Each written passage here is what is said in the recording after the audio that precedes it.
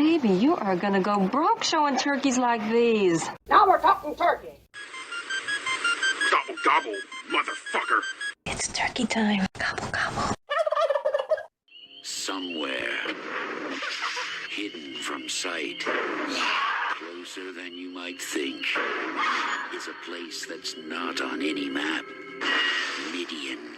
Something's breathing there. It looks a lot like hell, but they call it home. There goes the neighborhood. They're not pretty.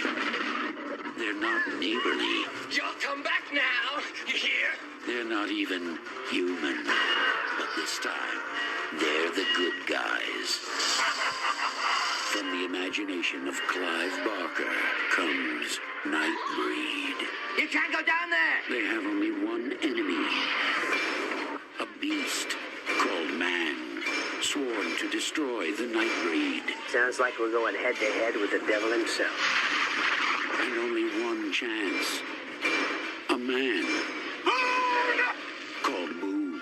Out of your deepest fears and your darkest fantasies, Clive Barker brings you a startling new breed of adventure. I won't let you down. Nightbreed. At last, the night has a hero. Outstanding. Welcome, everybody, to another episode of Let's Talk Turkeys. I'm your host, Movie Miss, and this is part 2 of our coverage on Nightbreed. I'm being joined by Josh from the Super Scary podcast to cover this amazing Clive Barker film. When we were last here, Lori and Decker were in Midian. He was after her, and Boone heard the commotion and wants to go up and save Lori. So let's jump right back into the action. Below, the monsters we can see know that something's going on. Boone pleads with Lylesburg, let me save Lori. He knows he's breaking the law. He doesn't care. He fights his way out of the room, runs to the surface, and confronts Decker, who still has his mask on. Oh yeah, I forgot to mention that. When he reveals himself to Lori, Decker, it always creeps me out. I don't know why. The fact that he has those gloves on that are the knife safety gloves, like the little chainmail so you don't cut yourself. Oh, yeah. And he puts his fingers in the mouth hole and like pulls the mask off in this weird way. It's freaky to me.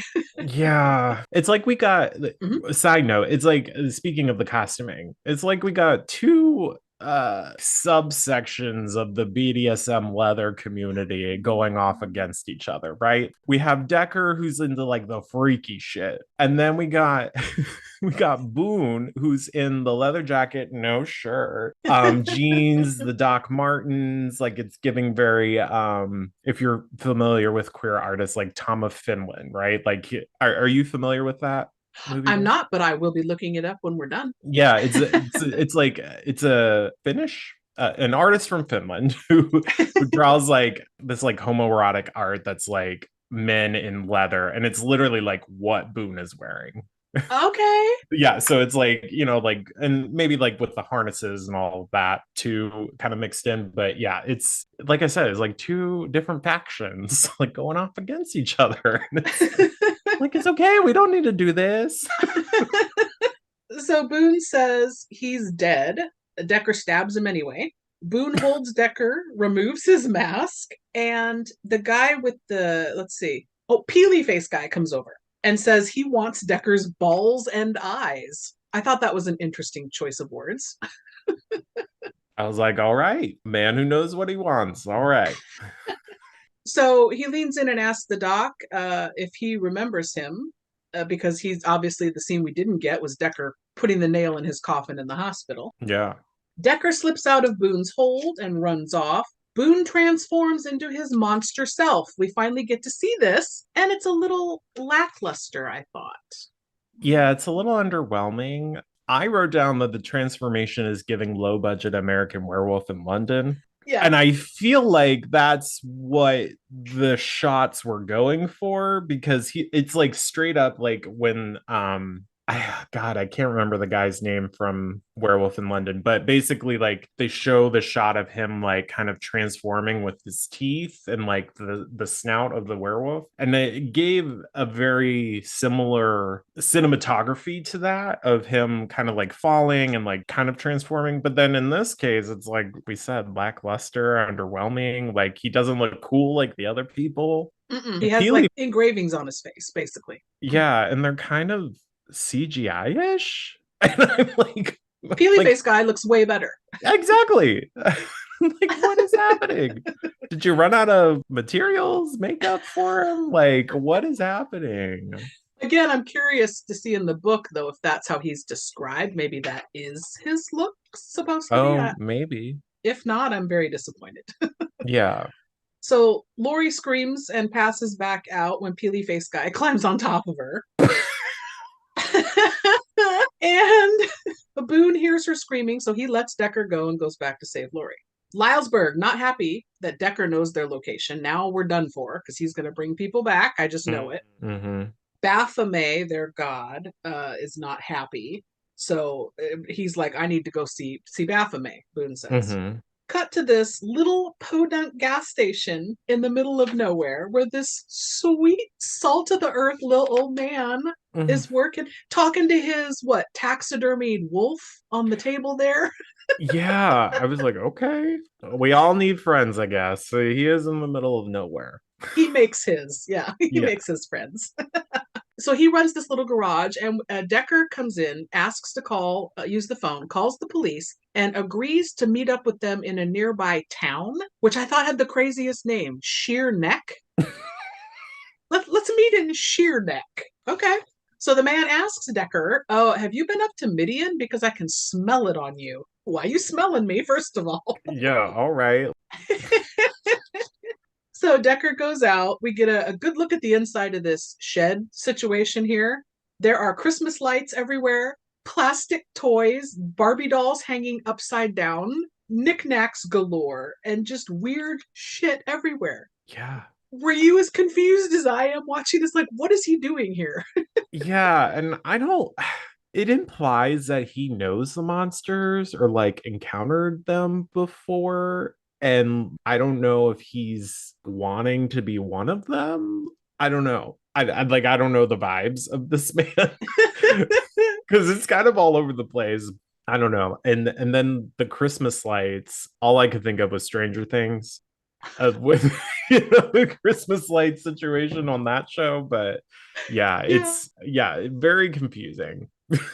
So Decker comes back in with his mask on and is gonna harass this guy. And he does say something to the effect of he's the caretaker for them because he wasn't accepted or something. So he kind of looks out for them, this old guy. Yeah. Not quite sure why. Then we cut to Lori waking up underground in a coffin. No, thank you. No, ma'am.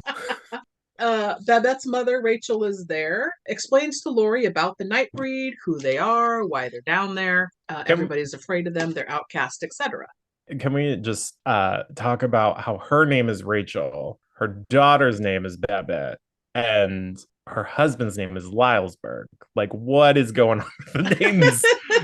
She has the most basic name of all of these people. Yeah, that's Rachel. Yeah, it's like the most boring name. It's like, damn. We got Shauna Sassy over here, the porcupine lady. Come on. I know. They came up with great names for the ones that they do give names to, except for her. Yeah. So Babette grabs Lori's hand and kind of gives her a vision and shows her how they were persecuted in time, and that's all that's left of the monsters now. So she gets a little emotional. And you want to talk about some clear imagery in this? Mm-hmm. Like obviously commenting on religion, that's a big part of this kind of like past vision. But also, like, there's these people in like black robes, but it's very clear that it's calling out the KKK. And I was just like, oh, okay, we're really clear. We are absolutely clear on what we're commenting on, even if you aren't queer and you don't get any of that. you know that he's making a comment on religion and racism in this.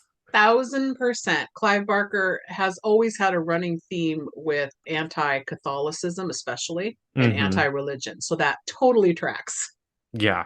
So back at the Gas and Sip, or whatever it's called.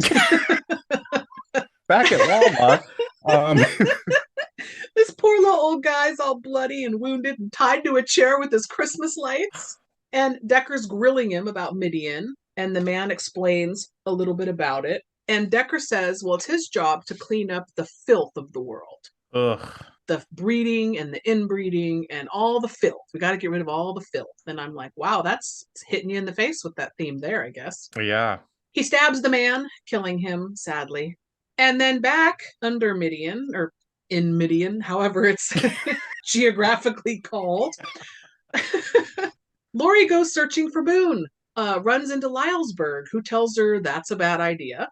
She runs off through these tunnels, corridors, passing by all number of crazy-looking creatures. We get to see a shitload of practical effects in this long, drawn-out tunnel scene.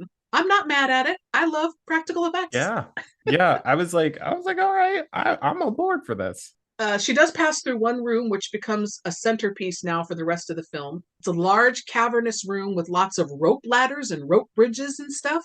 Yeah. Looks very perilous for some of these big monsters to be traipsing across these little rope ladders. Yeah. Some of those monsters are kind of like huge in stature. So it's like, how do you cross these? Like the freaking bridges are like coming down like nothing later. It's like, dang, yeah. All right. They don't get to go to those other rooms. Those are yeah, they're just down in the tunnel. Sorry. Yeah.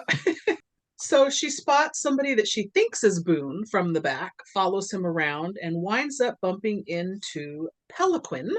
Also, this shapeshifter did not have the mullet, if you notice. The shapeshifter had a freaking nice little cut, and clearly she does not know the back of his head, because I would have been like, something's off. He doesn't have the mullet. No, yeah, we knew immediately. How she didn't know. She doesn't look at the back of his head often, I guess. Why would she? Well, yeah. Yeah, why would she? So over in Sheerneck, that's so weird. The inspector asks Decker, where the hell is Boone? He says, I know he's alive, he's in Midian, and he's killed again. So he's still going to pin this shit on Boone. Yep. The local sheriff comes in, and he's Captain whoever. I didn't catch his name. He's just Dickhead. Captain Dickhead is what I wrote in my notes. That's great. He is, what's the word? Stereotype, a cliche. Oh, yeah. Like, this is the cigar smoking, ex-military, tough guy captain who's going to mow them all down. Yep. I hate this guy. Yeah. Okay, so he wants to be in on all this. He's like, let's go. We're going to bring Boone in. Let's go get him. Decker says, well, he's not alone. And the captain goes, well, you're talking crazy with the whole monster bullshit. So that's fine. We'll just take a few guys. We'll go get Boone. Cut to Lori bumping into Peely Face Guy dancing with a skeleton dressed as a bride. Did you just go, what the fuck is this? I was like, what am I watching? Like, it's at this point in the film that there's clearly two plots happening. Like we talked about earlier. I was like, I don't know what I'm watching at this point. I'm on board. I just don't know what I'm watching. He tells Lori, you can't go down there. That's where the berserkers are kept. And first time watch, did you just hear berserkers and think, oh shit, I hope we get to see that, whatever that is. Yeah, I was like, if we don't see what that is, that's gonna be depressing. He notes to her, watch out for them. They'll rip off your head and shit down your neck. I'm always cheering for that. I'm like, let's see Fair that. warning. Yeah, let's do that. She gets past him, and then little squirrely guy with the dog pops in, and he's been following her this whole time. Peely Face Guy touches his chest kind of seductively and says he loves his tattoos. And little squirrely guy smiles for a second, but then gets nervous and runs off. Uh-huh. And he's all sailors. That was ad-libbed. Peely Face Guy ad-libbed that. Oh, really? Awesome. And it's perfect for the moment. Yeah. So Boone runs up. they're at the temple with Baphomet. He's a half-lit statue, which later we see animates the face. But I love the design of this. This was a real thing they built on this set. And it's cheesy to me when he's all lit up, like with the CGI. Yeah. But other than that, what did you think of the Baphomet thing? That was really cool looking to me, I thought. Yeah, it was definitely cool looking. I just was confused as to what his role is in all of this. Like, I know it's kind of their god, but I don't know. I just felt like it was kind of like, again, another subplot that like we don't fully explore or really understand what the role is to this. Mm-hmm. So I was like, oh, okay, is this important? Should I care? Like, am I invested? Not in that part yet. Yeah, not yet, but I do think it's very cool. Which apparently I think Baphomet is actually a deity of some sort. I didn't do a whole lot of research into it, but it's like a goat, like a demon type thing. My understanding and other things I've seen it in literature and movies is that it's more satanic in nature. So I did find it interesting that that was the name he chose for this deity. Yeah. Again, I'm hoping that I'll get more answers when I read the book. Oh, true. Yeah. We shall see. Maybe I'll do a follow-up mini-sode here just talking about like what happens in the book. Yeah. Yeah. So Lori runs up to Boone and says, hey, you belong with me. I know you think these monsters need you, but I need you more. Nobody needs you but me.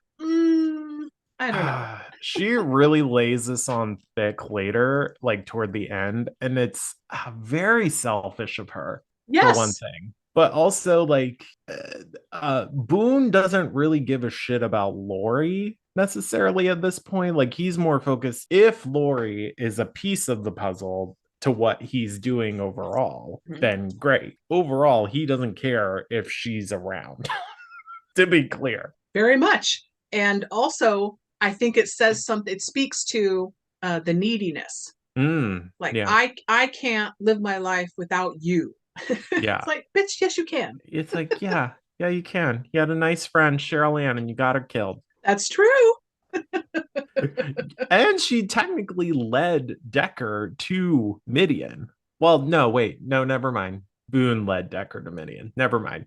Decker already knew where Midian was. Oh, I was so ready point. To pin that on her at yeah, this point. I was ready too. I was ready, but nope. I will take that back. She still got Cheryl Ann killed. I'll never get over that. So they leave Midian and they go to the Sweetgrass Inn, where we see the receptionist. This is our intro to this place. This receptionist, I had to look her up because she just cracked me up. McNally Segal. She had a guest spot on Sons. So I'm like, Sons? That's Katie Segal. So I look it up. Sure enough, she is sister-in-law to Katie Segal. Married to Katie's brother, I guess. But so, okay, this receptionist lady, or clerk, she drops her pastry on the floor. Please tell me this made you crazy too. Instead of picking up the whole piece she just dropped in one big plop onto the floor, she starts tearing it apart and licking her fingers as she's picking it up and putting it back on the counter. The logic, I just don't understand. She was legitimately ripping it apart. Like, it wasn't like, oh, this thing is falling apart, it's soggy, like that I can understand. But she is legitimately ripping the shit up and is like licking her fingers, and she's like putting it on the edge of the desk. It's like a whole mess. I don't even know that thing was tasted that good to be worth like I'm not eating floor pastry. I don't care how good it was. Yeah, she probably got it from the Gas and Sip down the street. We don't know how long that's been out. And she even says what we're all thinking. She's like, ew, gross me out. Yes, I am thinking that. Yes. So while she's down there, she sees some shoes approach the desk. She stands up and her husband, boyfriend, whoever, his head is decapitated sitting on the guest book. Comes out of nowhere. I appreciate a good decapitation, but you kind of sprung it on me. Yeah. So she screams and backs into Decker, who stabs her. And then we quickly cut. Kind of bummed that scene didn't go on more. Yeah. With like the murder and whatnot. Like, give me blood, give me guts. Give me a little bit more. Yeah. So Boone and Lori arrive. Boone comments he can smell blood, so they go into her room. Lori changes clothes, but instead of going in with her, he's out in the hall. I thought that was an I, interesting choice. yeah, That I she's in don't. there getting naked. Oh, yeah, that's true. And Yeah. he's just like, I'll just be out here. You go I'll ahead. be out here. It's okay. I'm uninterested. I think he has his white shirt back on at this point, right? Yes, yes. Yeah, like he is fully clothed. Yes, head to toe. They realize in the next room that there was a bloodbath that happened. Boone goes in, finds men murdered, lying around the room, blood everywhere. Yeah. Lori goes in and sees Boone's face is transformed and his eyes are glowing red. Could have done without the CGI eyes. Yeah. Outside, SWAT and all manner of armed law enforcement have descended upon the Sweetgrass Inn. I guess Decker is leading them there. Yep. Boone sucks some blood off his fingers and then hides in the bathroom. And he kind of like, not to sound nasty, but he kind of like deep throated his fingers. I was like, what? Yes, I always have to avert my eyes because even that's too much for me. I'm like, I was like, what is he doing? not this. The cops bust in, grab Boone, and take him away. Lori hops in her truck and drives off. At the jailhouse now, Boone is escorted into a cell by several officers. He's greeted by Captain Dickhead, who calls him a freak and a cannibal. Have we established that Decker ate people? Like, what is that about? Yeah, I don't know. Like it's like a weird segue into cannibalism because I feel like they continue to say that throughout, like, or at least the police station folks that are like guarding him are claiming that he's a cannibal. And I was like, oh, what? I don't think Decker's interested in that. Yeah, no. I mean, he deep throated his fingers for some blood, but like, I don't think he's like that far. So there's a priest in the cell next door, and he hears the captain take some cheap shots at Boone, leaving him in a ball on the floor. Mm. He goes to his office where the police inspector guy's there, Decker's there, and he says, let's go to Midian. The captain says, I'm not going to go, but I'm going to send some people to check it out. Decker's like, he wanted to go with him, I guess, but he doesn't right off the bat. A doctor gets sent in to check on Boone and realizes he has no pulse. This seems funny to me. Yeah, the doctor is the only smart one. And he's just like, I'm going to just back away. Yes. I'm out. I'm good. Cut to a press conference where Captain Dickhead learns that the man in his custody is the same man who was shot 4 days ago up in Midian. For a secret place, also, do you realize how much name dropping and publicity this place is getting? So much publicity. Also, I don't really understand how they didn't know he was the same Aaron Boone that got shot. Like, how many Aaron Boones are in Sheerneck that you thought it was someone different? Maybe walking around looking like Canada. John Travolta in Greece. Like, hello. Like, in Canada, Boone is like Smith. Like, there's so many of them in the phone book. I guess. This next scene to me is the hardest scene to watch in the entire movie. As much as I love this movie, or at least the theatrical version, which this scene is in as well, it's always painful, and I sometimes fast forward through it even because it makes me emotional, which is weird to say in a horror movie. Yeah. So, cute little squirrely guy with his dog, he's outside, and the cops grab him that have gone up to investigate Midian, and they yank off his little decorative lei that he's wearing around his neck. They tear out a nipple ring. Yeah. Why? And then he starts smoking from being in the sunlight, and his skin is gonna like burn, I guess. Yeah. The cops are holding guns on him. The inspector is like, give him some room, let him breathe. And the cops are like, no, we're gonna kill this guy. He burns, disintegrates, and turns into dust. He's screaming in agony. Yeah. Reaches out for the inspector, who backs away and doesn't help him. And the officers are giving him a beatdown. Yeah. And then he falls to the ground and explodes. The dog runs off. The dog lives. Yeah, thank God. Thank God, right? But how horrifying is this scene to watch, honestly? Yeah, it definitely hits home the queer coded themes, especially like in the early 90s. So this scene kind of, at least for me, really reminded me of Matthew Shepard getting beat up, because that was kind of the first big gay hate crime that really was prominent in the news and stuff. But in just kind of looking up when this happened, it was in 1998. So this was after this movie. So again, we got another more recent event after this film came out, that watching it, you're like, oh shit, like this could be referencing this could be referencing, later with the attack. It kind of reminded me of like Pulse nightclub. Like there's just so many different things that you can think of, but again, it's like more recent than than this movie. So clearly like things were already happening, and then later, sadly, things could arguably have gotten worse. I'm with you. And as somebody who, I remember that Matthew Shepard story being in the news, and as somebody at the time, I was in my early 20s back then, and I wasn't really paying attention to the news and things in the news so much. I was worried about going to the mall, and Yeah. I still, even that name, I remember that name. So that was a big, horrible, horrible tragedy. And for me, this scene, even if you take away the relation to all those things you just discussed, just watching a creature of any kind being just destroyed, that just beaten and killed, and no regard for life, it's horrible to watch. Definitely. Terrible. Yeah. But then when that what the movie's saying in general, it's awful. Yeah, it's really heavy. Yes, that's a great word for it. Yes. Yeah. I can see why this movie, especially now that we're really delving into it, got mixed reviews, because it only got a 51% critic review on Rotten Tomato and 60 for audience. So I call that a turkey. It's not a turkey. I think it's a great film. But critics didn't know what to make of it.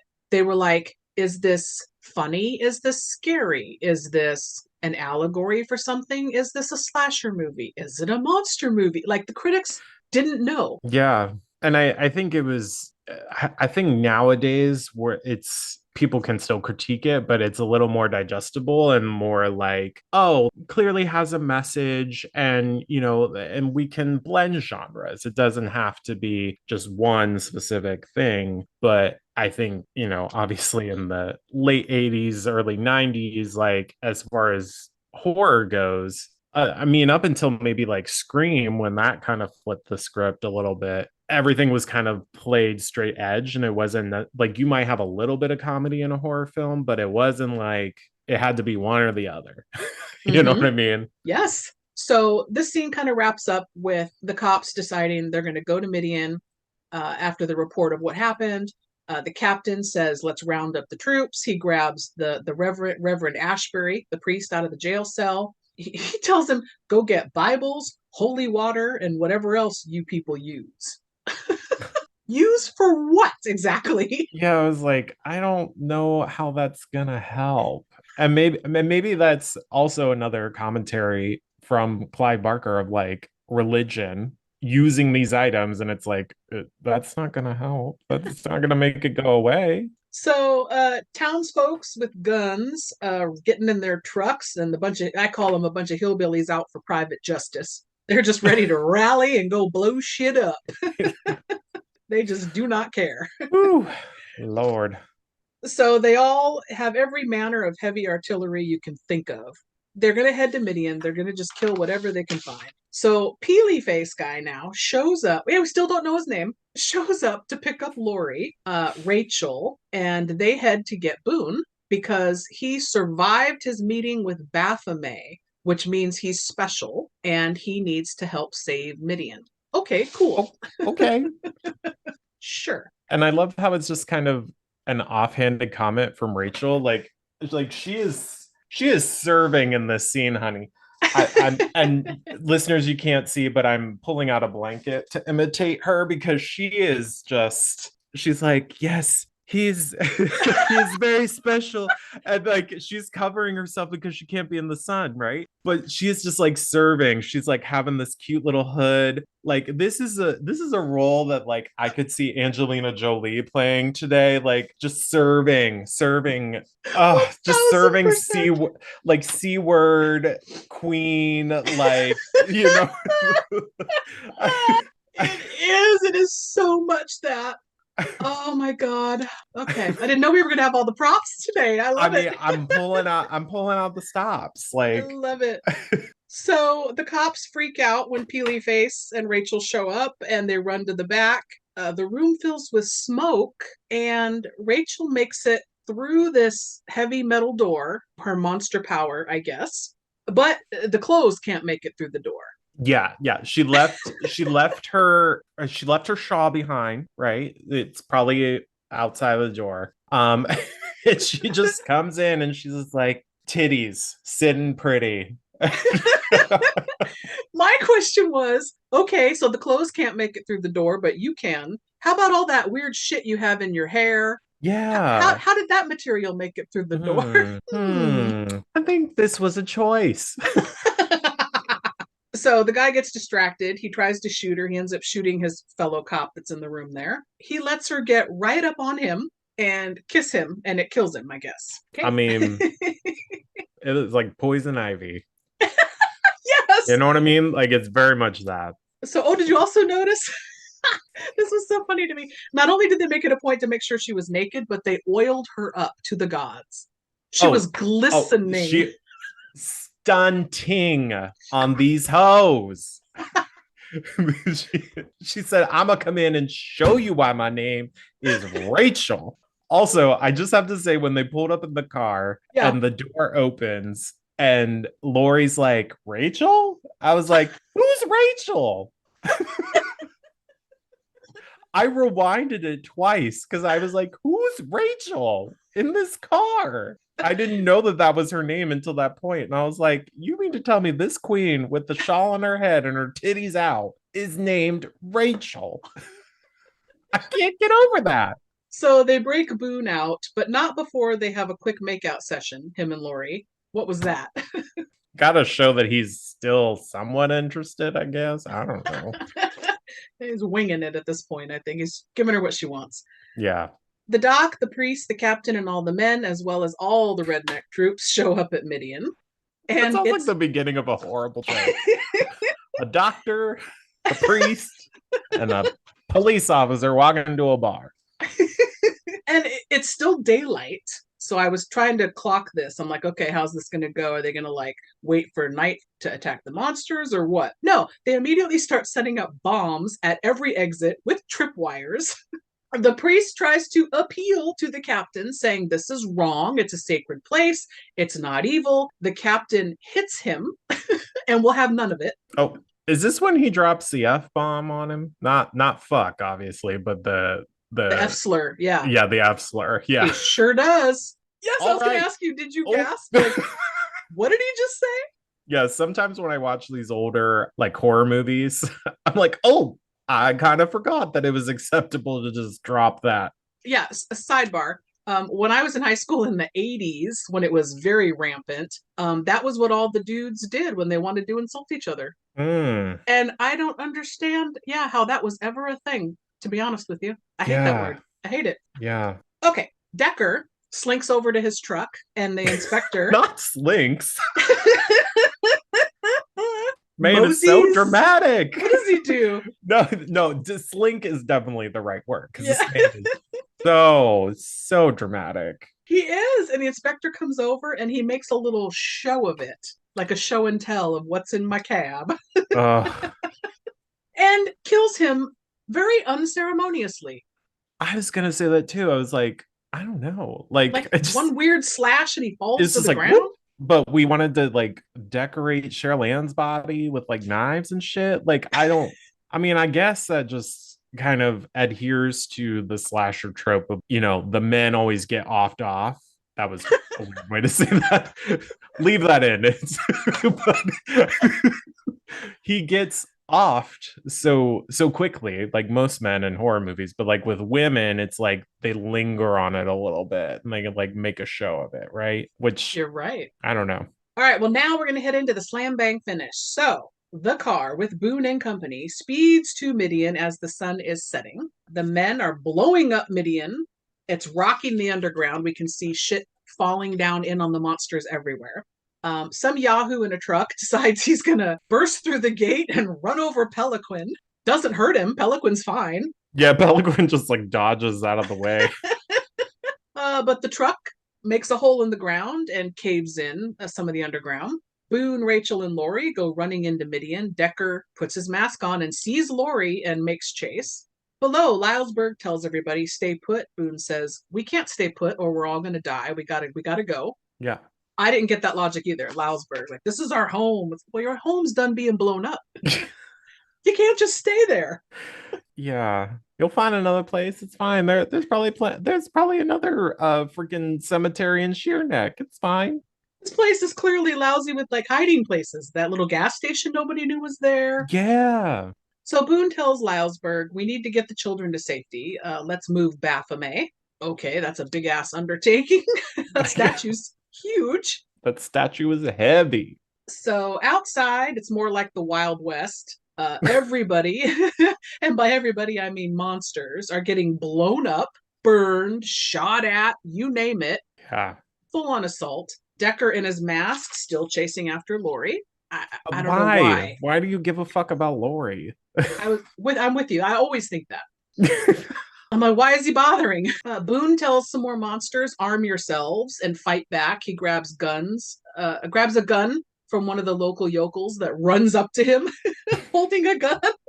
He just takes his gun. Ah! Like it's like he's not even using the gun, and Boone takes it, just literally like takes it away from him so easily.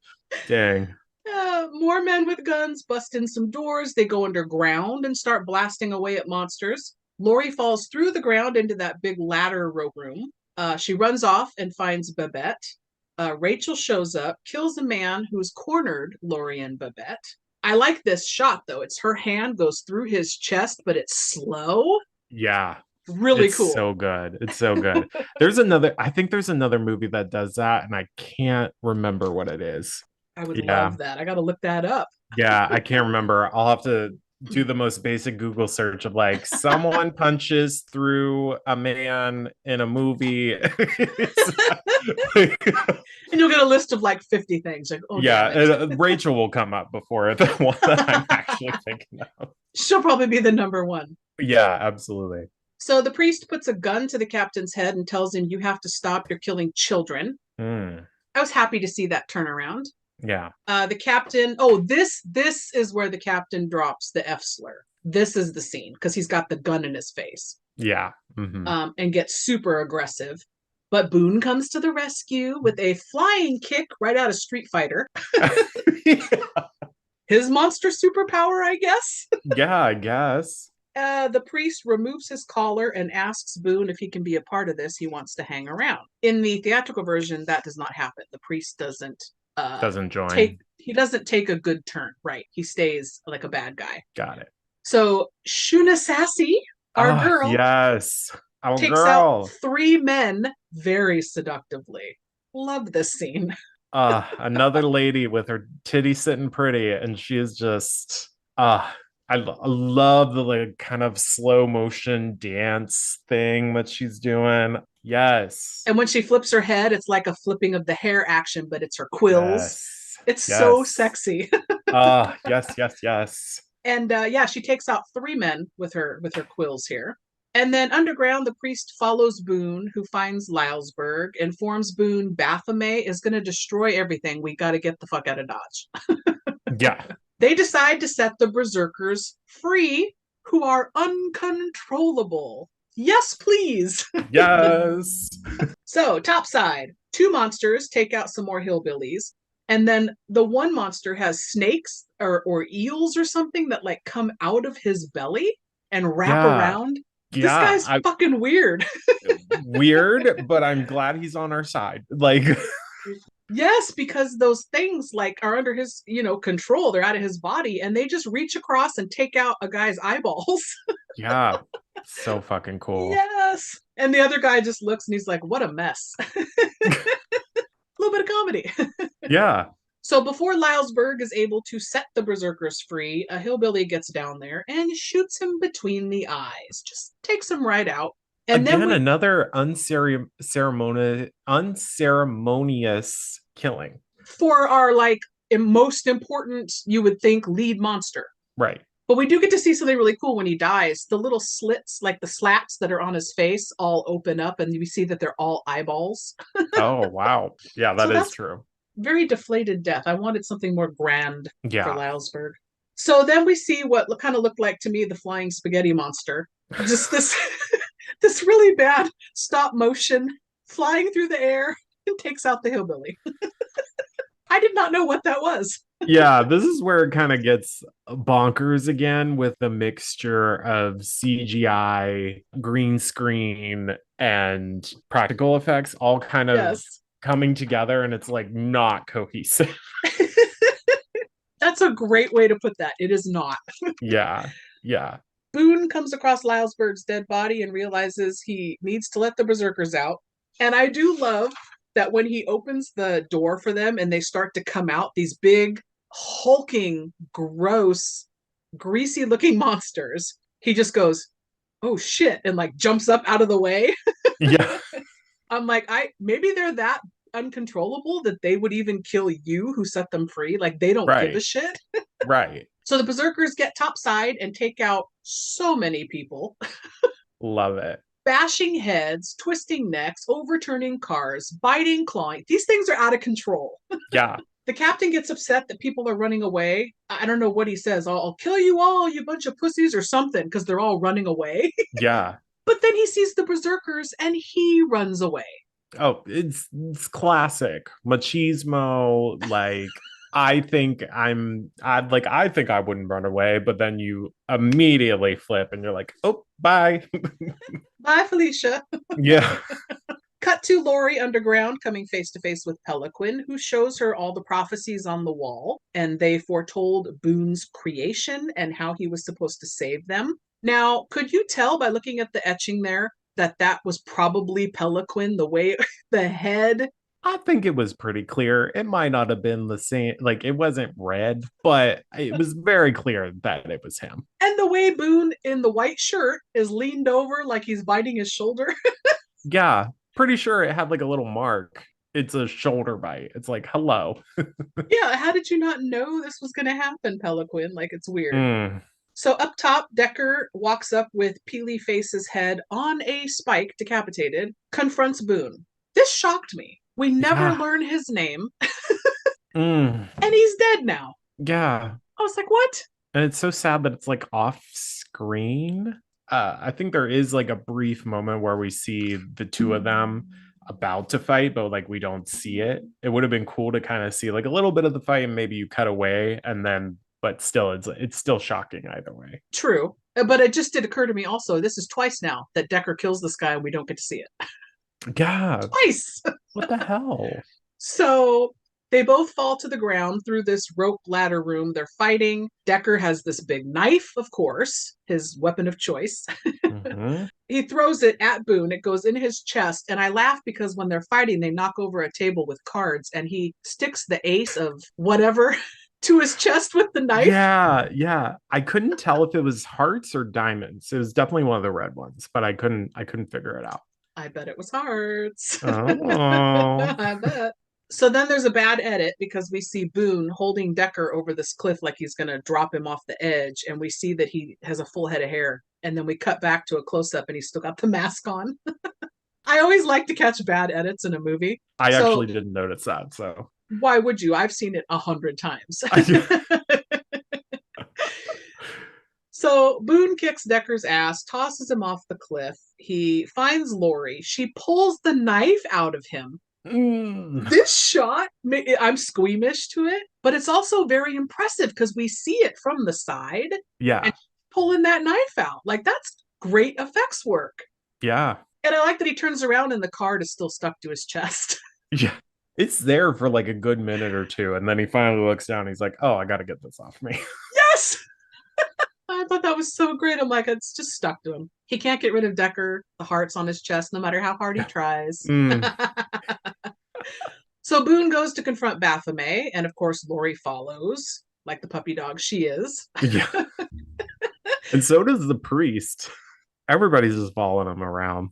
Baphomet picks Boone up and becomes animated. And this actor who's doing Baphomet, the face work, Bernard Henry, I love his voice. It's exactly what I would picture Baphomet's voice being. Yeah, same. He tells Boone, it's your fault. Midian's being destroyed, but yet it was inevitable. So don't feel bad, bro, because it was going to happen. Yeah. He renames Boone Cabal out of nowhere. Why? Hoping the book tells me. Yeah. He tells him, it's your mission now to find me and save me from my enemies. And I'm like, well, Baphomet, you're a statue. And you're being destroyed. Is the enemy in the room with us? Oh, wait, they are. They're here. Yeah, I did not get that at all. Boone now looks visibly different. He's got this weird forehead mark. Oh, the priest watches them leave. He can't help himself. He goes over to another little bowl of hot white liquid. And it is. Before he can touch it, Baphomet splashes it on his face, and the priest is disfigured. Why are you laughing? That's what happens. So the temple and all of underground begins exploding, utterly destroyed. Midian, the cemetery, everything is on fire. The cops and everybody have fled that could, still alive, have fled. Boone and Lori make it out onto a nearby hill. None of this is in the theatrical version. We just see them leave Midian, and then we cut to, we'll get to it in a second. So they're outside Midian, making their way. She tells Boone, I want to go with you, or Cabal at this point. I want to go with you. I want to be with you. He's like, don't worry, I'll come back for you. Like, I have a mission. I got shit to do. I will come back. That's not good enough for her. Mm-mm. So she proceeds to stab herself in the gut. Drama much. Oh my God. You know what this scene reminded me of? Like something out of Twilight. Like Bella is like Yes. And if any of the super scary listeners are listening to this, they know I will always find a way to shoehorn in Halloween or Twilight into an episode. But I mean, it is. She's being kind of selfish, maybe a little toxic, to be like, oh, I'm going to off myself, self-harm myself to make you stay with me. And that's not okay. That's not okay. I'm with you. I totally see the correlation there. Like, this man don't give a shit about you. Like, okay, maybe that's a little much. He gives a shit about you, but you're not the most important thing on his list. You're maybe like 4 or 5 down the list. You know what I mean? Yes. So she's being all dramatic about it, and he bites her on the neck in an attempt to save her and make her a Nightbreed too. Now, this was weird to me. Just when he thinks it's too late, she wakes back up, and they kiss. Happy ending with them. How is she magically Nightbreed? She doesn't look any different. All he did was bite her. Yeah. I don't get it. And even with Peely Face Guy too, he gets killed by Decker in the hospital. But like, what brought him back to life? Nobody bit him. Exactly. And it implies that it's like the Nightbreed is sort of like vampire-ish or like werewolf-ish. I think it's like pulling in those themes, but there's no rhyme or reason to it. No, it's very a vampire adjacent. Yes. But non-specific. Right. Yeah. Right. No idea. So she's back and they kiss, yay, they're going to be together. Hooray. He doesn't seem as excited about it as she is. Mm-mm. Cut to the captain looking like he's been chewed up and spit out. He finds the priest who says he saw Baphomet. The priest says he got burned and now he's going to hunt them down and burn them all. A weird twist for him in this story that was making him a pioneer for the monsters and a good guy for a while. Right. But then isn't the captain Captain Dickhead kind of wanting to be a Nightbreed now? They kind of switched stories a little bit. But the priest doesn't care. He kills the captain. He's like, I don't need you. And he very easily and quickly chokes him out, which I thought was weird, All right. but okay. At a nearby barn now, we see the surviving Nightbreed, minus the berserkers. Who knows? Where did they go? Yeah, they're Are they just loose in the terrorizing world. Sheerneck now? I hope so. Yeah, that was weird too. Like, no answer for that. Where did they go? Yeah. We fade out and see Lori and Boone standing on a hillside. They fade out to a wall painting. Oh, I'm sorry. When we are focused on the Nightbreed in the barn, they talk about we're waiting for Cabal. He'll come for us and lead us to our new home, yada yada. And then we see Lori and Boone standing on the hillside. We fade into a wall painting that some image of them like it was foretold. They're standing on the hill together in this wall carving. I didn't like that Yeah, I at don't like all. that. No. Like it was meant to be that she would be there. She didn't do anything. No, She she made things inserted worse. herself. Yes. Yes. And then we fade to black, roll credits, the end. Now, the theatrical ending. Boone and Lori get out, and we see Peely Face Guy fully intact, even though he's in the theatrical version, he's decapitated. He's intact yet again at the end. And he goes over and tells Boone, "You'll find us when the time is right, don't you worry." And he goes off with the Nightbreed to the barn. So he's fine at the end of the theatrical cut, which is weird. That's strange. We get the shot of the Nightbreed in the barn, and music fades out, but there's no talking. In the theatrical cut, we just see that the Nightbreed have survived. That's it. No exposition for them. We see Decker's dead body up on a cross in the Christ position, and the priest is knelt at his feet, down at his feet. Right? So he's got him strung up, and the priest is calling him master and says, "We have to get revenge against Baphomet. We've been burned." And he takes his hand, puts it in the white hot goo, which is there, and he shoves his hand in Decker's chest. It makes no sense. And Decker is magically revived for a jump scare to end the film. He reaches out and goes, "Ah!" The end of the theatrical cut. So they have the priest take this weird turn and put Decker up and bring him back to continue the killing rampage. That's a very bizarre ending in the theatrical cut. I don't like that either. None of these endings I like. Hollywood, hire us. We will rewrite this ending for you. Yeah, so both endings are a little bit weird and lackluster, honestly, for the big epic that you just sat through for 2 hours. 2 hours. This is 2 hours. And yet, I'm still going to go ahead and brave the Cabal cut if I can ever fucking get my hands on it. Wow. Yeah, you're going to have to let me know what the extra 30 minutes of this movie is. All right, so at the end of every episode, I like to pose 3 questions. So are you cool with that? Yeah, let's do it. All right, let's jump to 3 questions. So, question 1, have you read the source material, the novel Cabal, or is it on your list? Are you interested in reading it? I have never read it. I didn't realize that this actually came from a work that Clive Barker wrote. So I thought that was interesting. I probably would read it one day. I think if I ever cover this movie on Super Scary, which I'm sure I will, because I think I want to watch this again just to I would love your take on the theatrical version because it's different. Yeah, honestly, I might try to find the theatrical version, at least see the ending and be like, just the way you described it to me, I was like, I don't like that either.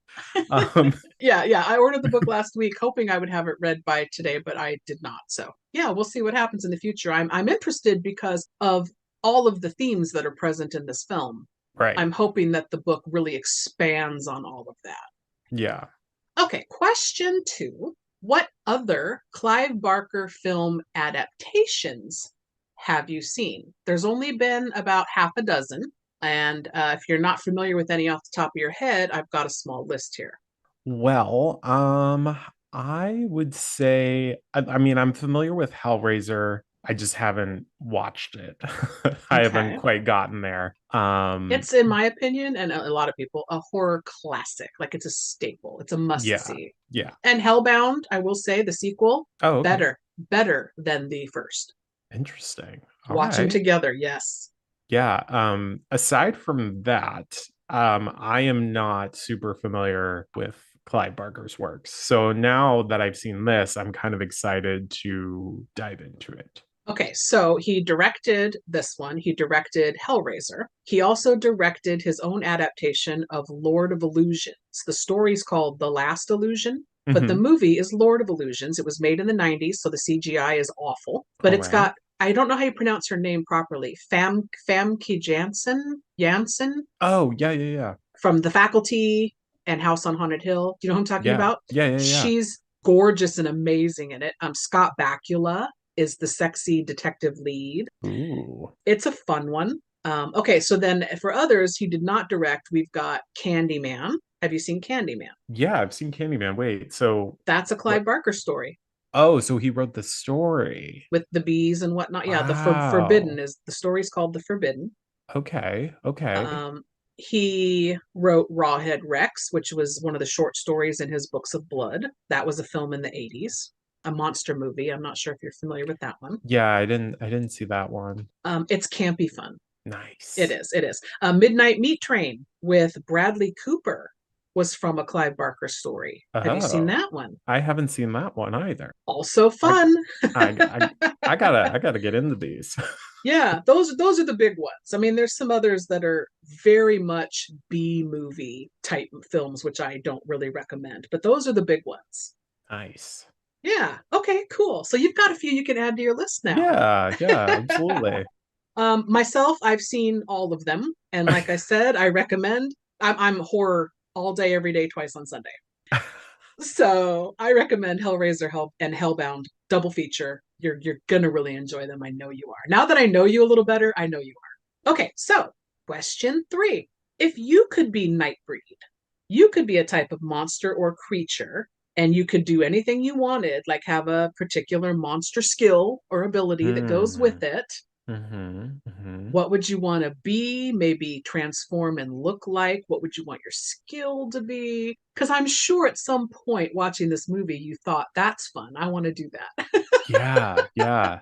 I honestly like our friend what was her name? The porcupine lady. The Shuna this Sassy. Shuna Sassy. Yeah. I just want to be like naked and just like seducing people and then have a really fun like maybe not like porcupine, but I gotta figure out something that I can like throw at them. You know what I mean? Yeah, I thought that was Shade. You throw fun. Yeah. shade. Oh yes, that's a good one. Yeah.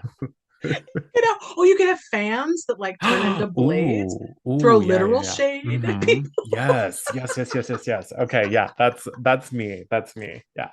I love that because that was pretty much my answer too. Was I would want to be a Shuna Sassy type where you come across seductive and people are drawn to you, but then you're deadly in a split second.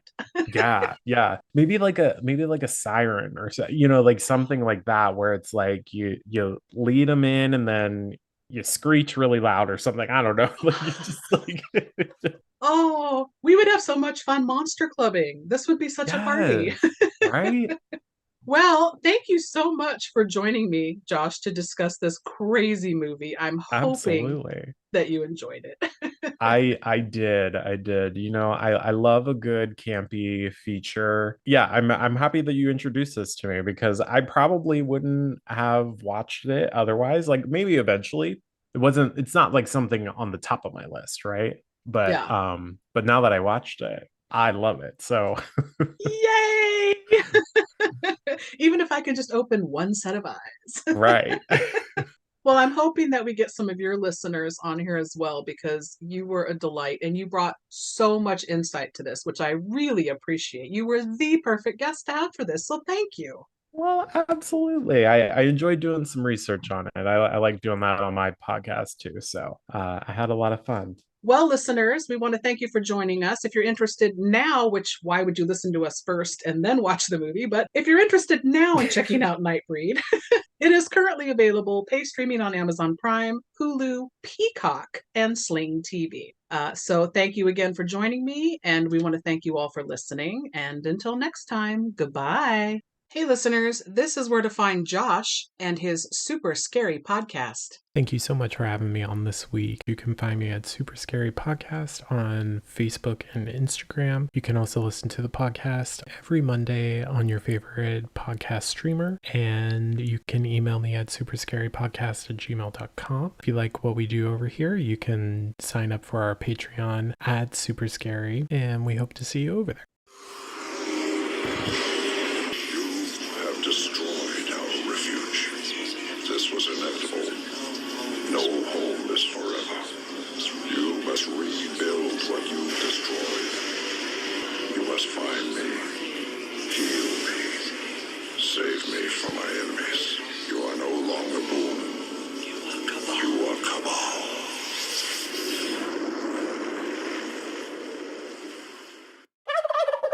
Hey listeners, Movie Miss here, saying we know you have a lot of options when it comes to podcasts, so we want to thank you so much for listening to ours. Please make sure to find us on our socials and join us, be part of our bad movie conversations. We want to chat with you.